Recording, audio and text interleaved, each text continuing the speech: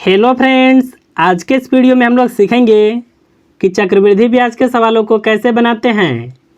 देखिए, इस वीडियो में हम लोग बिल्कुल आसान तरीक़ा से सीखेंगे।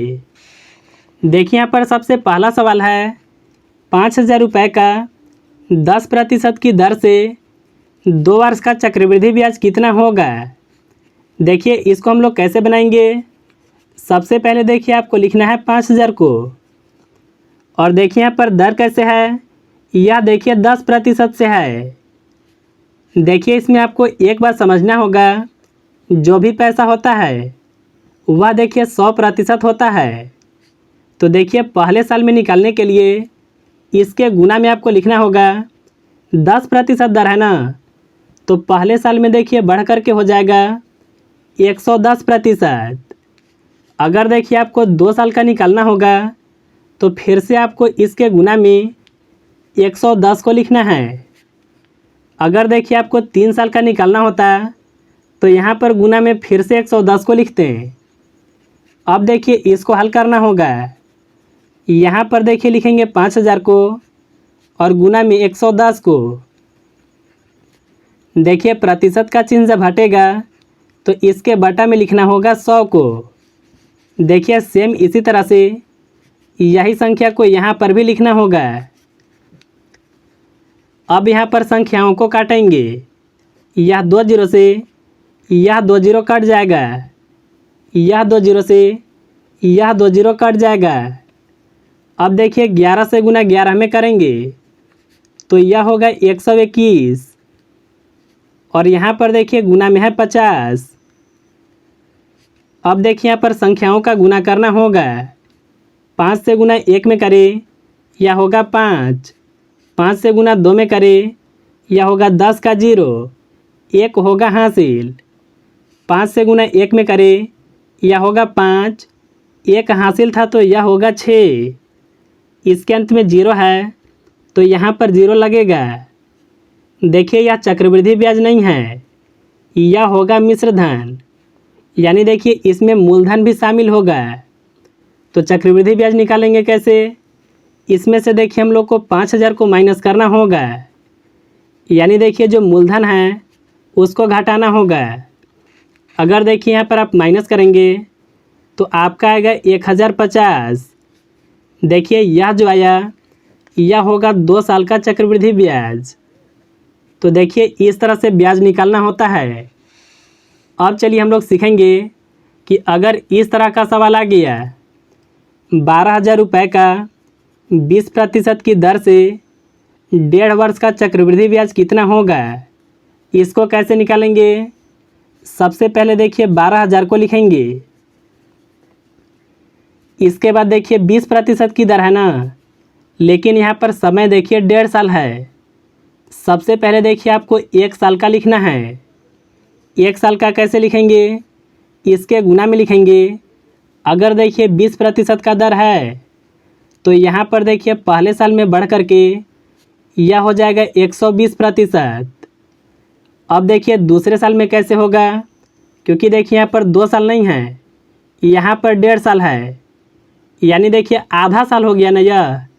तो देखिए यहाँ पर करना क्या होता है, जो भी दर है इसका आधा करना होगा। यहाँ पर देखिए हम लोग 100 में 20 को जोड़े हैं, लेकिन देखिए यहाँ पर आपको 100 में 10 को जोड़ना होगा। यानी देखिए आधा साल का निकालने के लिए आपको यहाँ पर लिखना होगा 110% को। यहाँ पर देखिए थोड़ा सा और भी समझ लीजिए। अगर यहाँ पर 2.5 रहता तो यहाँ पर देखिए 2 रहता ना, तो इस तरह से आपको 2 बार लिखना पड़ता, और आधा के लिए 1 बार आपको यह मान को लिखना होता है। चलिए यह सवाल को हम लोग आगे और भी बनाते हैं। तो यहाँ पर देखिए लिख लेते हैं 12,000 को। इसके बाद देखिए 120% है तो यहाँ पर होगा 120/100, और गुना में देखिए यहाँ पर 110 है ना, तो यहाँ पर देखिए लिख लेते हैं 110 को। प्रतिशत का चिन्ह जब हटेगा तो यहाँ पर भी बटा में होगा 100। अब देखिए संख्याओं को काटेंगे। यह 2 जीरो से यह 2 जीरो कट जाएगा, यह 2 जीरो से यह 2 जीरो कट जाएगा। देखिए 12 से गुना 12 में करें तो यह होगा 144। इसके अंत में 0 है तो यहाँ पर 0 लगेगा और गुना में देखिए यहाँ पर है 11। 11 से गुना 0 में करें, यहाँ पर होगा 0। 11 से गुना 4 में करें, यह होगा 44 का 4, 4 होगा हासिल। 11 से गुना फिर से 4 में करें, यह होगा 44, 4 हासिल था तो यह होगा 48 का 8, फिर से 4 हासिल होगा। 11 से गुना 1 में करें, यह होगा 11, 4 हासिल था तो यहाँ पर होगा 15। यह देखिए इतना मिश्रधन होगा।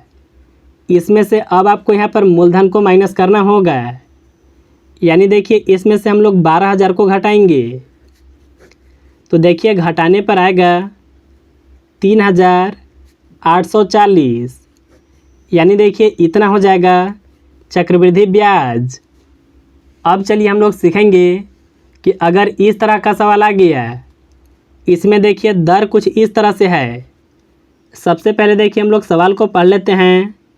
7200 रुपये का 3.1/3% की दर से 2 वर्ष का चक्रवृद्धि ब्याज कितना होगा। देखिए सबसे पहले इसको हम लोग साधारण भिन्न में बदलेंगे। 3 से गुना 3 में करें, यह होगा 9। 9 में 1 जोड़ने पर यह होगा 10 और इसके बटा में 3। देखिए यहाँ पर आपको थोड़ा सा बेसिक चीज़ों को समझना होगा। जब भी देखिए दर बटा में रहेगा, अगर मान लीजिए कि 1/2 है तो नीचे वाले संख्या को मानना है 200। अगर देखिए 1/3 रहेगा तो देखिए नीचे वाले संख्या को मानना है कि यह 300 है। इसी तरह से देखिए अगर 1/4 रहेगा तो नीचे वाले संख्या को मानेंगे 400। अब चलिए हम लोग यह सवाल को बनाते हैं। यहाँ पर देखिए 7200 रुपये है ना, तो इसको सबसे पहले लिखेंगे और इसके गुना में यहाँ पर देखिए सवाल के बटा में है 3, तो नीचे वाले संख्या को कितना मानेंगे, नीचे वाले संख्या को मानेंगे 300। ऊपर में 10 है ना, तो आपको देखिए 300 में यह 10 को प्लस करना है, तो देखिए यह हो जाएगा 310। यह देखिए हो गया पहले साल का। 2 वर्ष का निकालना है ना, तो यहाँ पर देखिए यही संख्या का हम लोग 2 जगह गुना करेंगे।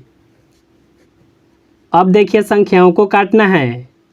यह 2 जीरो से यह 2 जीरो कट जाएगा, यह 2 जीरो से यह 2 जीरो कट जाएगा। अगर आप 3 से 72 को काटते हैं, यह 24 बार में कटेगा। 3 से 24 को काटे, यह 8 बार में कटेगा। अब देखिए यहाँ पर जो भी संख्या ऊपर में है इसका गुना करेंगे। देखिए 2 जगह पर यहाँ पर 31 है। अगर देखिए आपको 31 का स्क्वायर याद होगा तो देखिए यह होता है 961। तो यहाँ पर देखिए हम लोग सबसे पहले 961 को लिख लेते हैं और गुना में देखिए 8 है। 8 से गुना 1 में करें, यहाँ पर होगा 8। 8 से गुना 6 में करें तो यह होगा 48 का 8, फिर से 4 हासिल होगा। 8 से गुना 9 में करें, यह होगा 72, 4 हासिल था तो यह होगा 76। यह देखिए होगा मिश्रधन। अब देखिए इसमें से मूलधन को माइनस करना होगा। मूलधन कितना था, तो वह था 7200 रुपये। तो इसको हम लोग यहाँ पर घटाएंगे। देखिए घटाने पर आएगा 488। यानी देखिए इतना रुपये चक्रवृद्धि ब्याज होगा। तो देखिए इस तरह से ऐसे सवालों को बनाते हैं।